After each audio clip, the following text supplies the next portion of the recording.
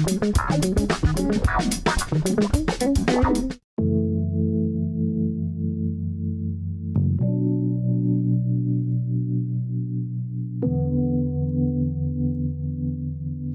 емисијата Неделен микс сакам да третираме теми за секојдневието, за како да си го подобриме секојдневието, како да го подобриме животот.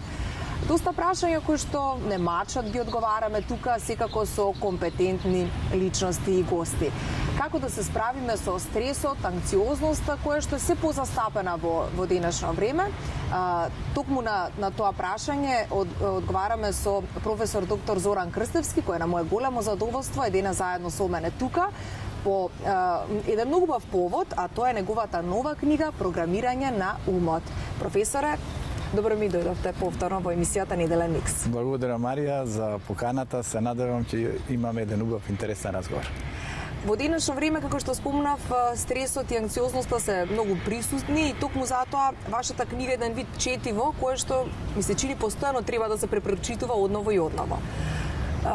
Како се случи да ве инспирираат токму овие теми? Претпоставувам од секојдневието со нели студентите и луѓето обкружени. Па да, токму и тоа се случи. Јас бидејќи имам преку 18.500 фанови на Facebook и помеѓу другото кога ја завршив таа книгата за кармата, патот на кармата, имаше опции меѓу 4 книги што да продолжам да пишувам и тоа им предложив на моите почитувачи што би сакале да читаат. Да. Имаше таму источна мудрост, имаше за страф од смртта, за реинкарнација, за бесмртност на душата, за задгробен живот, верување во задгробен живот, имаше за деловна етика, имаше за астрологија, астролошки музик, таа е сега наредна книга ќе излезе. Така што имаше повеќе опции на кои треба да работам, но имаше и за програмирање на умот. И убедливо скоро сите се одлучија, ведлат Зоран пишува и за програмирање на умот. Ете така се инспирирав јас на некој начин и од читателите и наистина не погрешив. Книгата ја обработив така малку подетално, пристапив и од научен аспект, анализирав многу научници пред се, доктори на науки, кои како став имаат во поглед на надминување на некои стресови, на болести, на опасни болести, па како да работиме на себе си, како да се поттикнеме, така што и навистина сме во една, би рекол, животна ситуација да сите бидеме програмирани од надворешни фактори. Тие да ни се наметнат и да на некој начин влијат на нашата личност. Сега е поентата како да се репрограмираме од лошото, а да го фатиме позитивното, доброто, за да ни тргне во животот. Тука во оваа книга токму тие насоки ги има. Ете, може некои од темите секако да офатиме, например, кои се клучни цели во животот, една од темите во вашата книга. Па таму како што и вие сте ја прочитале детално, бидејќи вие сте моја почитувана читателка со години, ние соработуваме, вие ми ги следите и ми ги читате книгите, што ми е големо задоволство. Ете така и таа тема е многу интересна, бидејќи навистина треба клучни цели во животот. Сега јас тоа обично го препорачувам за време на роденденот. Значи тогаш имаме соларно враќање и само тогаш во космосот моментот кога сме се родиле и ете тој соларно враќање се поклопуваат. И тоа е како една нова енергија, како нов дух. И обично луѓето можеби имале тешка година, они велат календарска тешка година од новата година. Не се гледа тоа е психолошко влијание.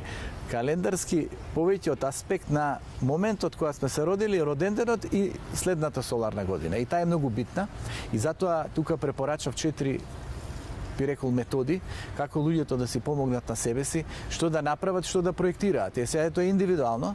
Јас тука дадов една од нив е навики. Значи како да работиме на навиките, да не легнуваме доцна во ноќта, некој има проблем со храната, некој има проблем со времето, па не може да го менаџира, некој по друга страна нема време за себе си, бидејќи надворешните фактори премногу му се наметнале. Трето, некој да не дај Боже по алкохолот и по некои други штетни влијанија да отиде. Значи мора да се менуваат навиките и една од главните клучни прашања кои ние треба да си ја повикаме во текот на новата соларна година, да создадеме позитивни навики. Потоа, тука е многу битна фреквенцијата, затоа што како зрачиме, така привлекуваме. Многу е битна ние да се налепиме на луѓе со соодветна фреквенција, затоа што ако нели најлетаме на луѓе со негативна енергија, тоа ќе не зафати нас. Енергетски вампири. Така, и ние мора да внимаваме да си ја градиме нашата фреквенција. Тоа се вели креативна визуализација. Пушти го во космосот, посакај си убави работи, може убавите работи да ти придојдат. Потоа емисијата е тука, многу е битен и тој елемент и креативноста. Но секој може индивидуално за време на роденденот да си повика, да си посака, да се концентрира, да се обиде тој ден да биде најпозитивен, бидејќи таква енергија праќа у космосот и ете може да му се отвори. И цела година ќе му биде убава. Тоа што го спомнавте за енергијата навистина е така, тргнувам од себе. Колку пати ќе се случи да еве имам некој предизвик тој ден и така натаму и ако тргнам со позитивна мисла дека ќе успеам, дека ќе биде се добро, навистина се излегува добро. А кога ќе одам со некој страф и несигурност, тогаш се излегува на лошо. Како што велите и вие, во космосот каква енергија ќе пратиме? Така ќе ни се врати. Па всушност се произлегува од мислата. Главниот аспект е како мислиме, како се доживуваме. Затоа имаме и само разговор. Нели имаме разговор, комуникација со другите, но имаме и само разговор, како и што има само помош. Ова се еден вид на книги за само помош.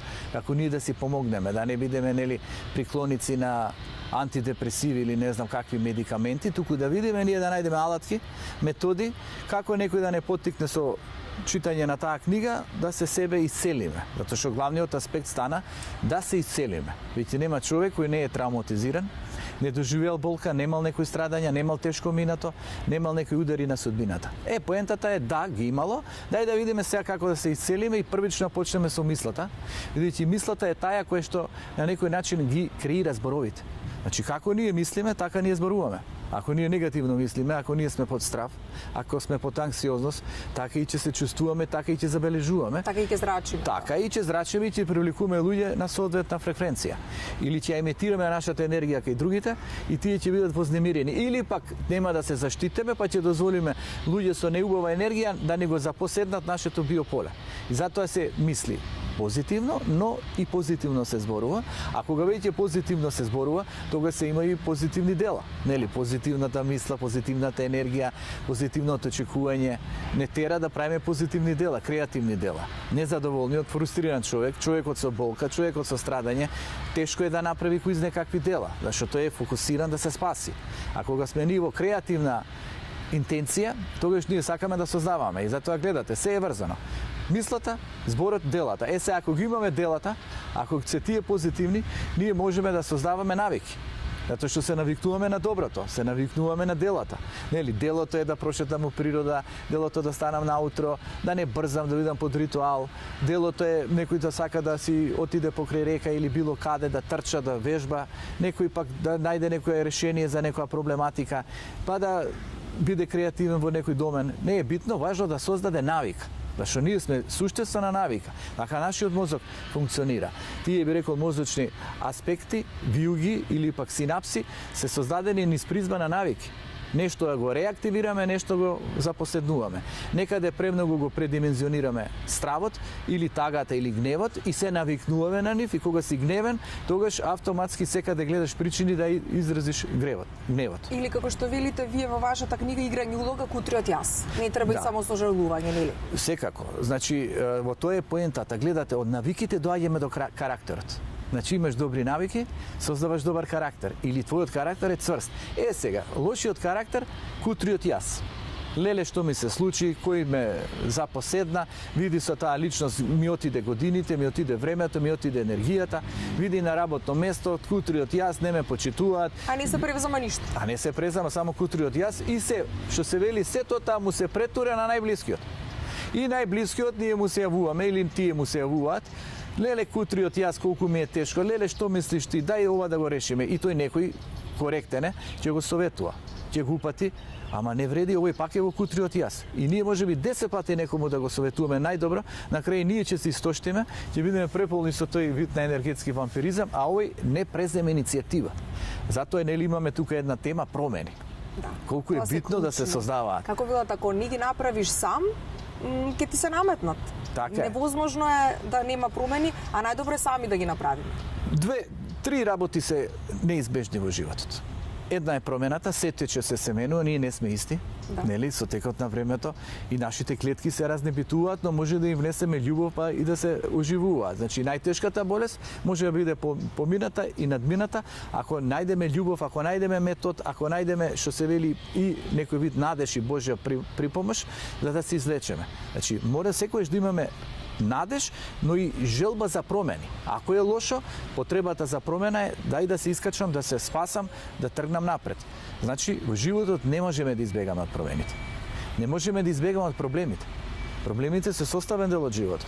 Колку и да сакаме, тие ќе бидат дел од нас. Но кинезите што велат? Проблемот и кризата воедно и шансата.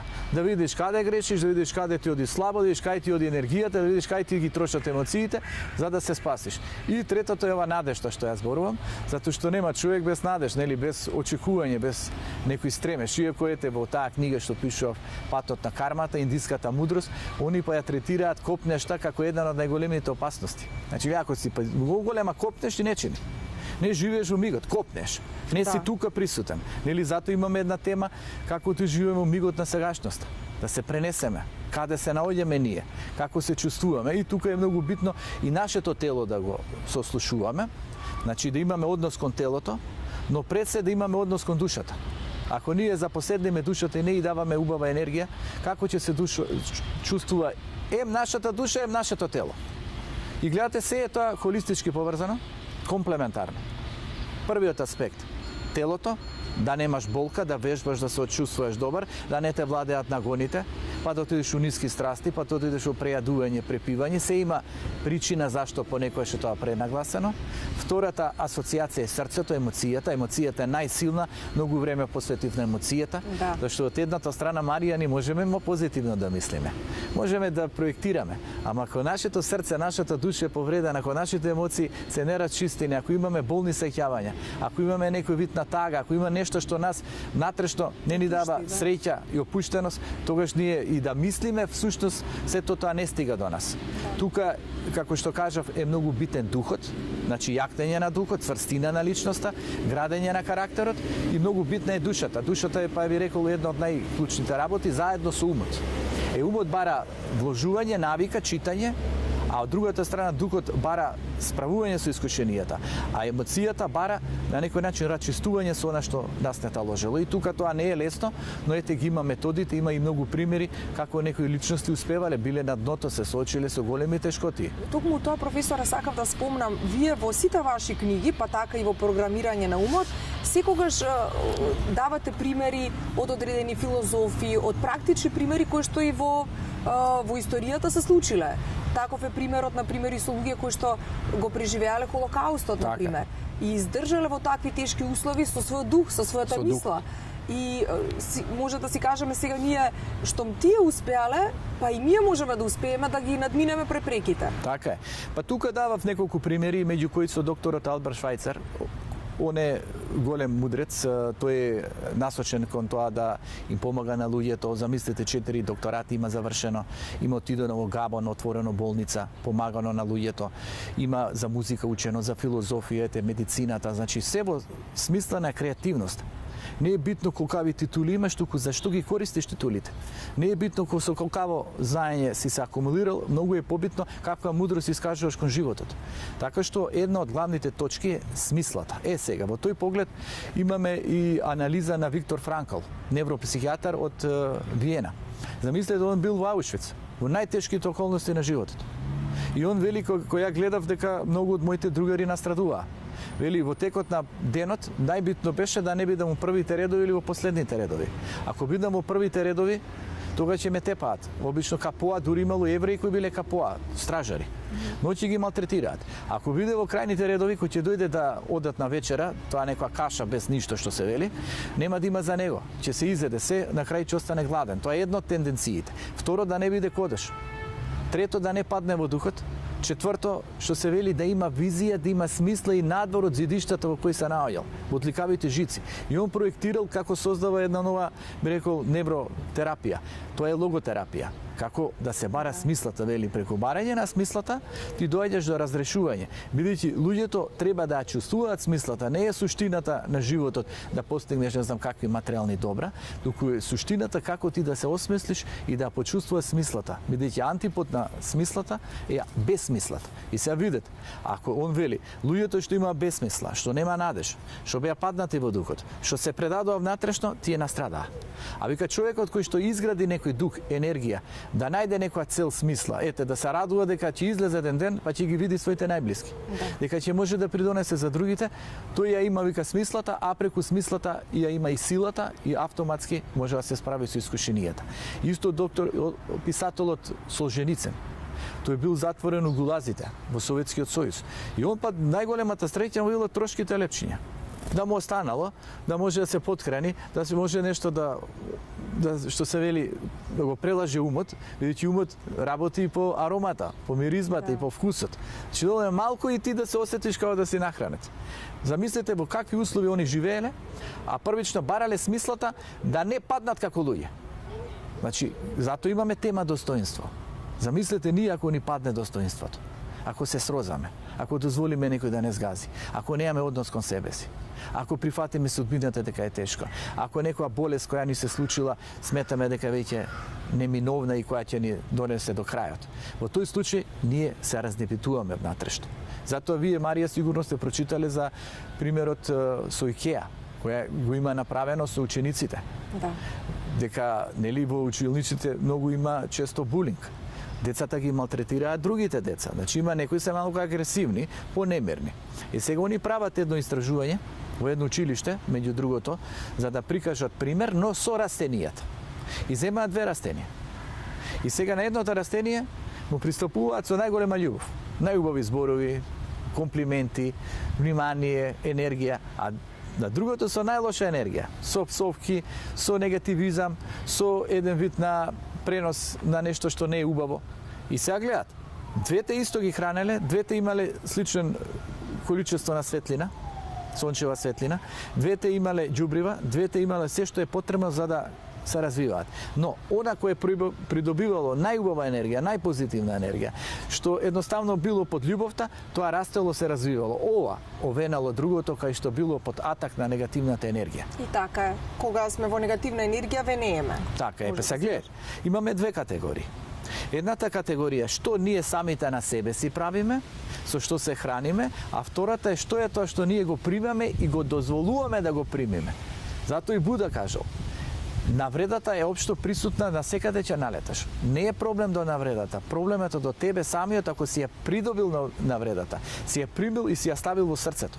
Зашто има неодговорни луѓе, има негативни луѓе, има луѓе што се ќе ни кажат, има да не озборуваат, има да на социјални мрежи не знам како да не направат.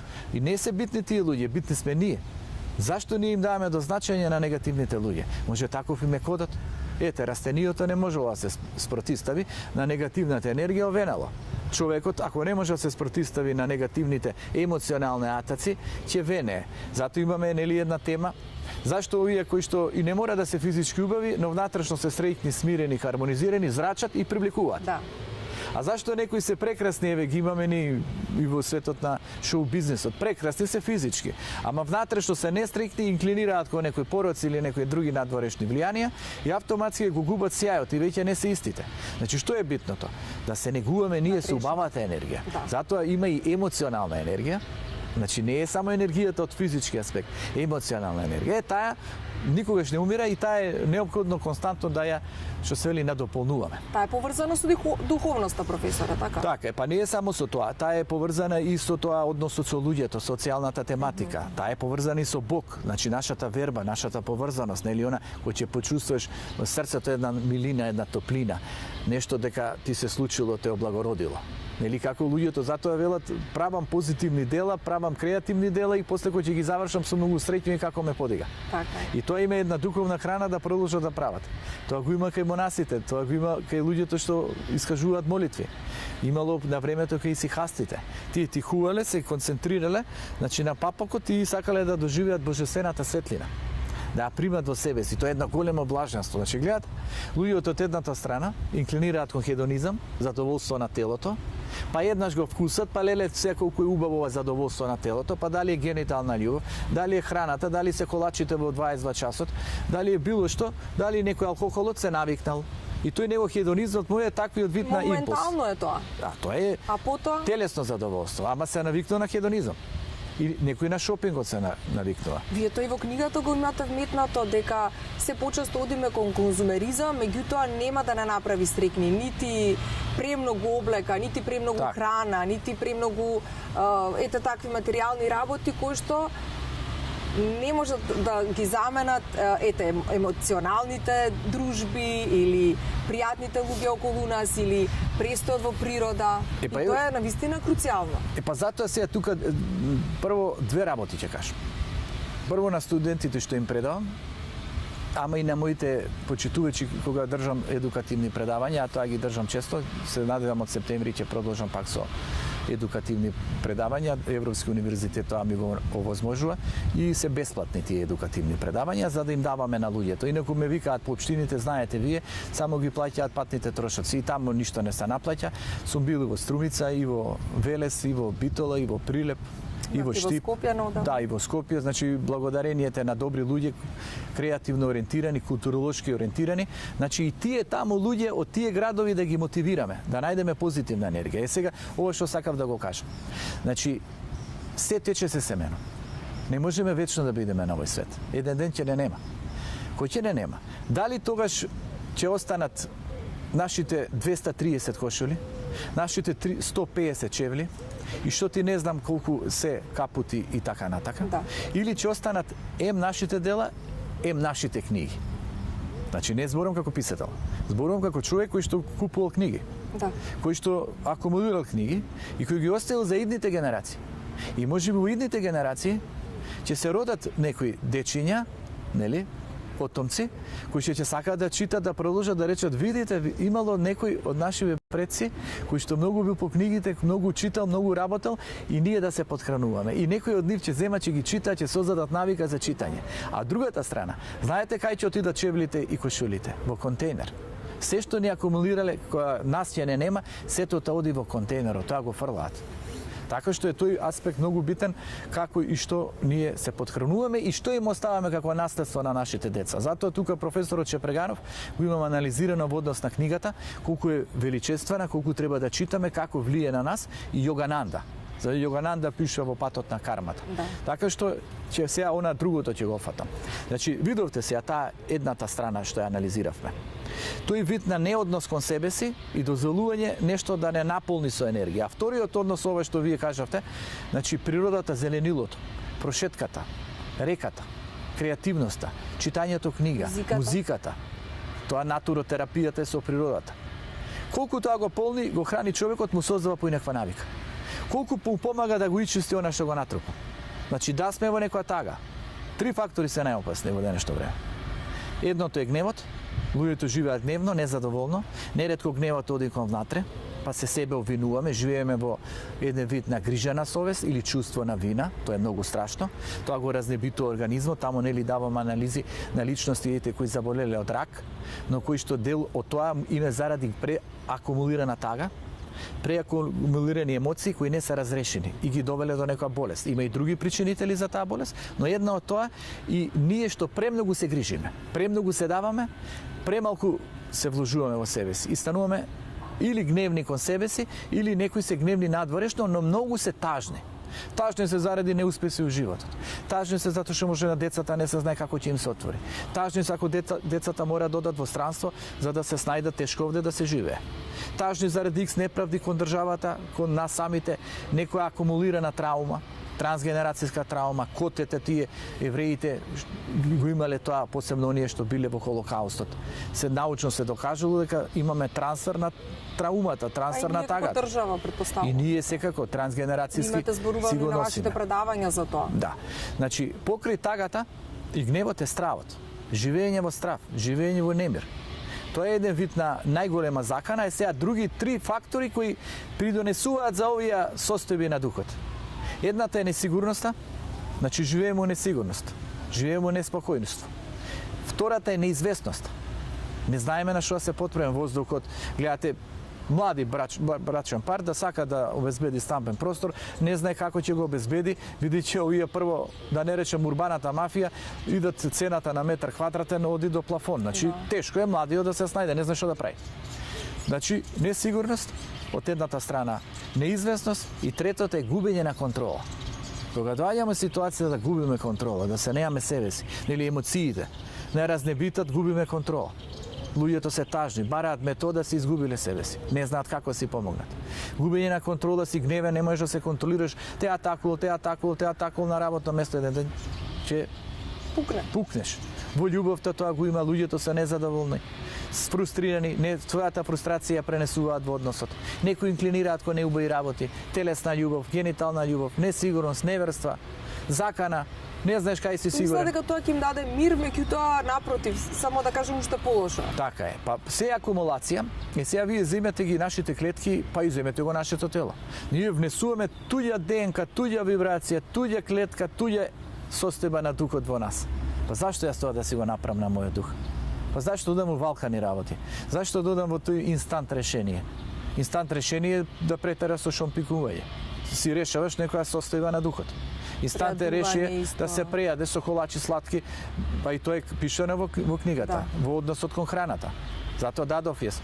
Како се надминува стресот помеѓу другото? Со свесност, се надминува со однос кон исхраната и со вежбање, со спортување или со движење, со пешачење.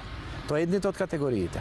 А ова друго што го реков, инстант решение, генитална љубов, социјални мрежи, една шанса, втора, 10-та, 15-та, за да он дојде до 3 девојки, треба да зборува денеска со 20.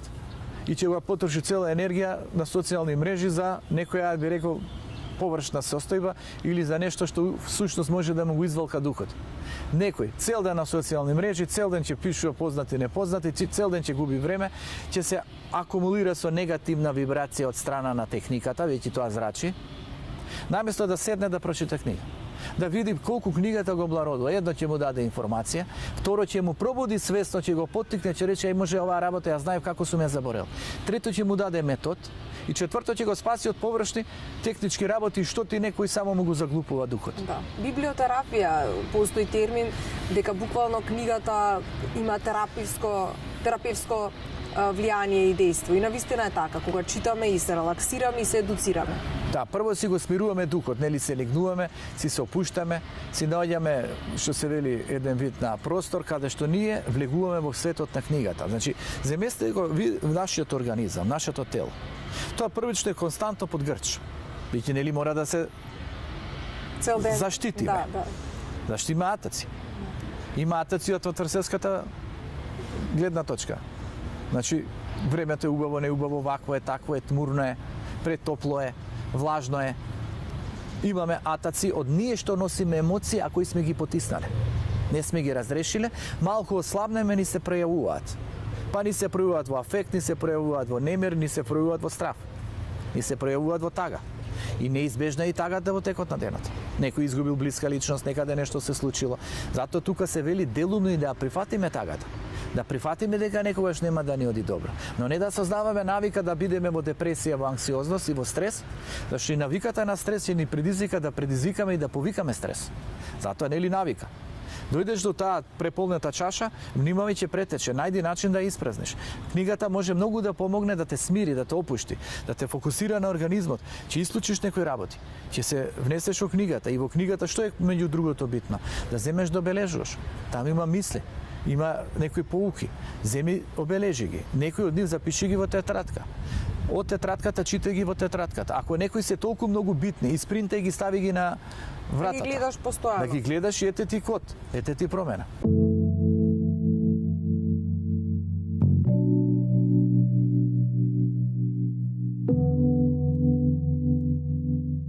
Од книгата Програмирање на умот од професорот доктор Зоран Крстевски ќе прочитам извадок за справување со лицата кои емоционално не повредиле. Треба да преиспитаме со кого си имаме работа. На тој начин ќе заштедиме нерви, време и емоции, кои може да ги искористиме за креативни цели и за релација со добронамерни личности. Туѓото навредливо и неморално постапување треба да не потикне повеќе да внимаваме на своите емоции и на својата енергија. Кога некому кој не повредил, а со него сме биле во љубовна врска, брак или во пријателски однос, ќе му кажеме благодарам за се што направи за мене, тогаш потврдуваме дека не обстојуваме во гнев, немир и фрустрација поради неговото однесување, туку сме ориентирани кон новите перспективи на животот. Како по точка 2, професорот Крстевски ни кажува дека основно е да го слободиме своето ментално поле од се што е непотребно да го окупира нашиот дух. Никогаш не треба импулсивно да носиме заклучоци, туку добро да размислиме пред да почнеме критички да действуваме. За овие нешта подучува следната тибетанска приказна. Не, добро. Добро. Исто така би спомнала дека лошата мисла и вознемирувачката емоција влијаат врз биополето на човекот. Кога се обстојува во фрустрација, страв, стрес и со чувство на загрозаност, тогаш ги оживуваме своите стравови и се наоѓаме во состојба на борба, бегство или потиснување. Умот ги регистрира нашите мисли и нашите емоции и ја креира стварноста соодветно на тоа што го мислиме и чувствуваме. Затоа, умно ќе постапиме ако лошите работи ги оставиме зад себе и продолжиме да се движиме кон перспективите на животот.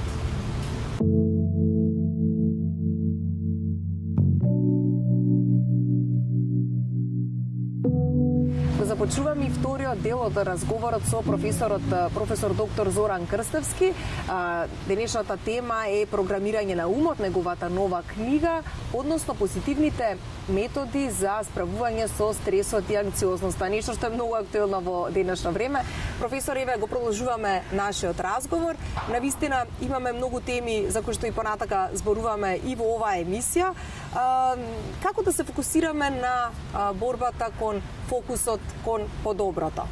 Па мора да имаме еден добар однос кон самите себе си, да се јакнеме, да видиме до кај сме стигнале, некои нешто да прифатиме. Неретко не можеме да се бориме против судбината која што не задесила, но можеме да креираме вредности кои што треба да ги очекуваме. Затоа се вели, види она што си во овој момент, бидејќи од овој момент таков како што си, таква ќе ти биде судбината.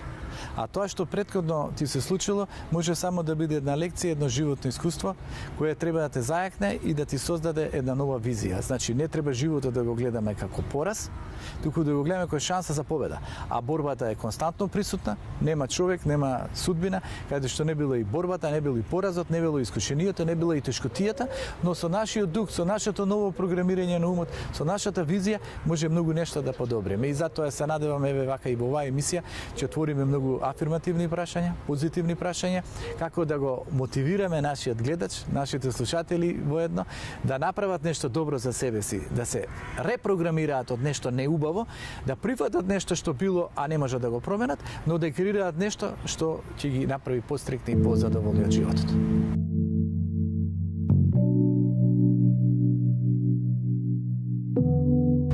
А сега ќе го прочитам и третото поучно начало, односно да ги преиспитаме релациите со лицата кои развиваат лажен ореол на жртва. Некои единки, иако се полни со морална нечистотија, предпочитаат да глумат пред јавноста дека се жртви на туѓото лошо однесување. Затоа, неоправдано ги обвинуваат другите и наметнуваат мислење дека трпеле грубост, психичко малтретирање и искористување на нивната добрина. Градејќи го лажниот профил на жртва, овие единки потенцираат дека судбината сакала постојано да не летуваат на лоши партнери, поради кои биле принудени да трпат, да себе се потиснуваат и да страдаат. Наместо да проникнат во сопственото ниско ниво на самокритичност, неодговорност и лажливост, тие ја префрлаат вината врз другите, обвинувајќи ги за сето лошо што им се случува. И тука навистина во оваа книга има многу други поуки како да се отргнеме од овие негативни луѓе. Така е.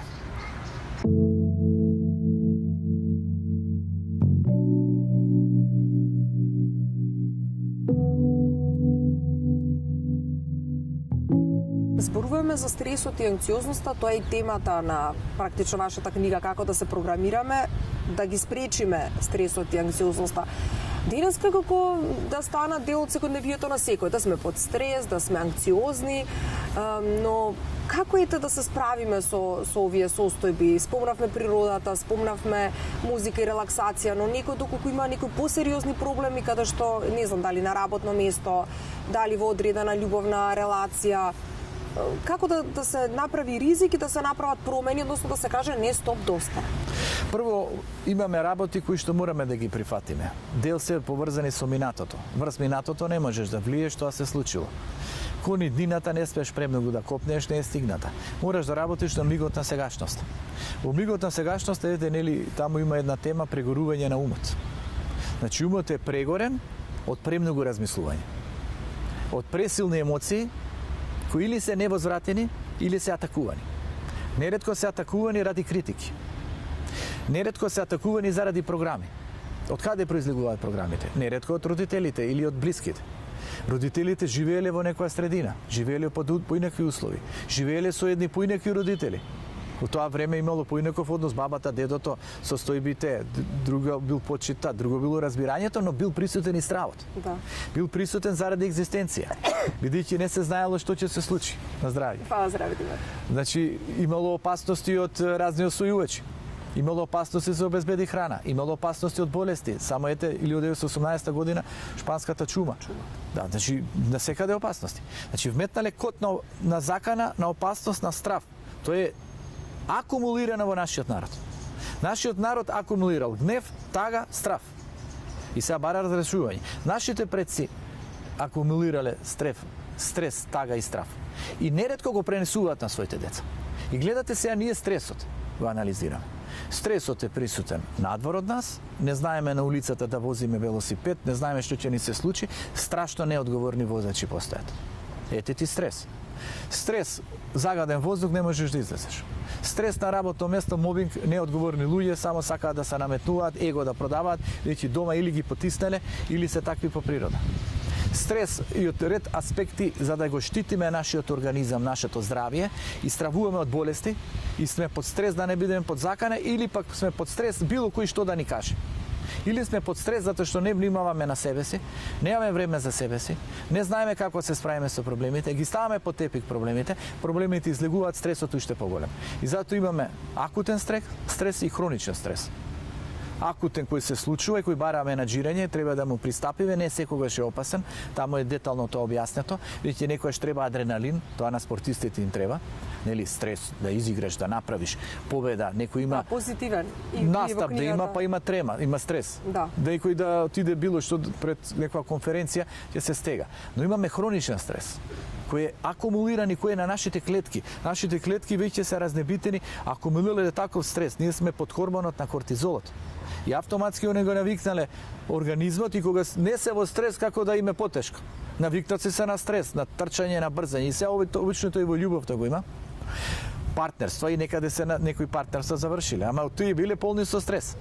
И сега несвесно па се бара некоја личност која ќе ти предизвика адреналин, ќе ти предизвика стрес, која ќе ти биде возбудлива. И не бираат личности мирни, коректни, фини, позитивни, опуштени, не биле интересни, биле здодевни. Бираат бесни, неодговорни, кои знекај се, со кои ќе има некоја не знам каква страст, ама воедно ќе има и опасен адреналин. И луѓето гледат, живеејќи во таква една матрица, на стрес со себе си, привлекуваат личност која го носи стресот и они живеат бајцата во стрес. Ако го има стресот, на кого му го пренесуваат? На своите деца ако ги имаат. Родителиве, ако биле под програмата на стравот, го предизвикуваат стравот кај децата.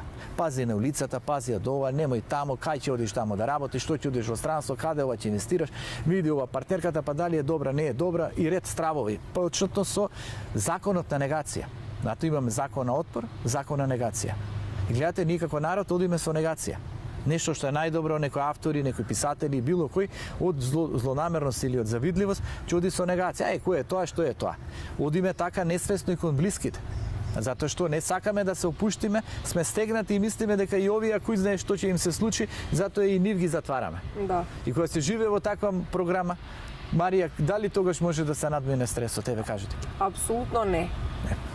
Може да се надмине само доколку ние сами одлучиме дека сакаме да го надминеме и со вакви едукативни книги како вашите. Па да, треба да се чита книгата, таа е многу барана, навистина и јас се изненадив, најпродавана книга на сајмот на книгата. Преку 200 примероци и повеќе се продадоа, 220. И ден денес многу ја земаат, ја купуваат и јас се изненадив до толку луѓето да биле под стрес, под анксиозност, да им е вметната некоја програма. Затоа се вели, програмирај го умот, затоа што надворешниот фактор ќе ти го програмира. Ако ние оставиме медиумите да не програмираат, политичарите да не програмираат, неосвестените луѓе да не програмираат, социјалните мрежи да не програмираат, автоматски тога ќе се поседуваме ли себе си? Па ние ќе бидеме алатка во туѓите раце. Затоа ние треба да смениме како алатки, како општество и во целиот свет така на конзумеризмот. Така е. На и потрошувачкото општество. На дроги, алкохол и така натаму, прејадување, брза храна, се што е нездраво, затоа што како тоа дозволуваме да не води, а не треба да е така. Па тоа е брзо темпо се живее, не се контролира духот, не се контролира емоцијата, се бара со инстант решение, љубовта стана инстант решение и ние не научивме да живееме во тишина. Како може љубовта да биде инстант, Зора, неве? Љубовта некако, да кажам, нешто што е, величествено и нешто што го има во различни облици. Меѓутоа, ете, и за љубовта во денешно време, како со некое поценување се зборува. Така е. Јас нели 11 книги, имам 11 книги напишано. Љубовни патокази најмалку ја купуваат. А многу е добра со методи. Ја кога би се вратил назад сега, кога би бил многу помлад, прва не би ја прочитал. Не е овие книги. Љубовта е да видам партнер со однос кон себе, љубов кон себе си. Како да се развиваме. Луѓето се отргнаа од љубовта, не веруваат во љубовта, мислат од секаде стои закана, веројатно имаат проблем со љубовта кон себе. Не како себе љубие, тоа е опасно, тоа е нарцизам, туку како себе прифаќање, како подкренување. И автоматски они велат кому да се предадам, не вреди колку ќе трае, дали траете, какви удари добив, вамо ми изневерија, вамо се случи тоа, вамо толку се вложи, вамо се жртвов, не ми се возврати. И ја отфрлаат љубовта. А љубовта е стил на живење. Гледате, јас на пример, љубовта кон природата јас сакам. Ја книвчиња не фрлам, ја многу сум против еко загадувачи. Значи ете љубов кон природа, љубов кон животно, љубов да видиш куче, да му дадеш храни, да му дадеш лепче, да му дадеш било што, ќе ти даде љубов. Реката, љубовта кон било што протекува. Љубовта кон секој човек кој ти е благодарен за книгата, за она што си го напишал, што си го споделил. Љубовта и во мојава работа како астролог, да му пренесеш позитивна енергија. Значи мораме ние љубовта да носиме у кодот, знаеш, она се вели да бидеш позитивен, да имаш аура. Сега, кога си таков, прво ќе се разместиш. Со таа фреквенција какви луѓе треба да привлечеш? Луѓето со љубовта. Луѓето што не те искористуваат, не те манипулираат. Сега, подобро биди сам во некои фази од животот, отколку да биде со луѓе кои што се оштетена димензија на личноста, се вели тоа. Кај што љубовта исклучиле, кај што не се прифатиле и кои што живеат во бучава, се вика тоа. Гледате, таа бучава е во умот, бучавата е во телото е вознемирено, па се немирни. Кога е во умот, ностоп им се мислите такви, бучавата ја привлекуваат надвор од себе си. Еве гледате, ние тука има една штрачкали. И шубо прекрасно. Замислете да отидете на планина, да ги газите лисијата. Знаете кој звук? Да отидете било каде кај што ќе се опиете од натуралната вибрација. Колку тоа ќе ја благороди. Таму цела метода дадов јас и од данските научници и од ред други, како природата, како дрвјата и кои дрвја не полнат со енергија. Колку е битно, значи гледате, битна е вибрацијата, со каква вибрација зрачам, каква вибрација привлекувам, кон каква вибрација се насочувам. Битна е енергијата, колку ја подхранувам, колку ја надополнувам, дали ја трошам, зашто ја трошам, кој колку ми се наместил во животот за да ми ја исцица енергијата, или јас да научам да кажувам понекогаш не. Тоа е една од големите мудрости. Тоа е навистина клучно, да се каже не. Така е. Дали прифаќаме се излишно. Зашто видите, Марија, сега кога збориме за програмирање на умот, најклучниот аспект е контейнерот. Ако бидеме ние контейнер во кој сите ќе го фрлаат наш сметот, значи се, тагата, кутар јас, не ми оди, проблем, животни тешкоти, тогаш ние што ќе бидеме? Нас не акумулирале. Ќе бидеме камион пон со смет. Кај ќе отидеме, некој не сретнал, ни го фрла сметот. И само не полнат со негативизам. Затоа често велам, фала Богу, некој со позитивно да ми се јави. Да ми каже нешто убаво, биле тамо на духовно место, биле кај што има, што се вели, свети енергии, и мене ми каже, што убаво, прекрасно, што убаво. А не луѓето, леле, ова ми е, тоа ми е, што да правам, овој проблем, оној проблем. И ние се полниме. Да. Нас не удираат емоциите, ние стануваме камион полн со смет. И се гледате, контейнерот навиду може да се ичисти, навиду, ама миризбата може да остане. Значи, тоа е многу битно. Гледате, на крај нас некој талок ни се создава. И на крај ни се создава отпор. Ако нас бидеме навикнати на прием на неубава енергија, на тажна енергија, на негативна енергија, ние тогаш или ќе се наполниме, ќе станеме анксиозни, па дома или било каде тоа ќе го манипулираме и самите, или пак еден ден ние скоро ќе се затвориме. и ќе речеме не можеме да примаме, молим те, не може сега. И тоа не е добро. Што има луѓе на кои им е потребна помош. Но најголемата помош луѓето треба да ја направат самите на себе си. И затоа ова е книга на индивидуален дух. Што гледате, ние се претопивме со колективизмот. Бараме од државата, бараме од партијата, бараме од премиерот, бараме од функционерот, бараме од кого бараме ние тоа сушност. Кој е нивното ниво на свест? Каква е нивната интелектуална подкованост? Каква е нивната духовна компонираност? И ние бараме.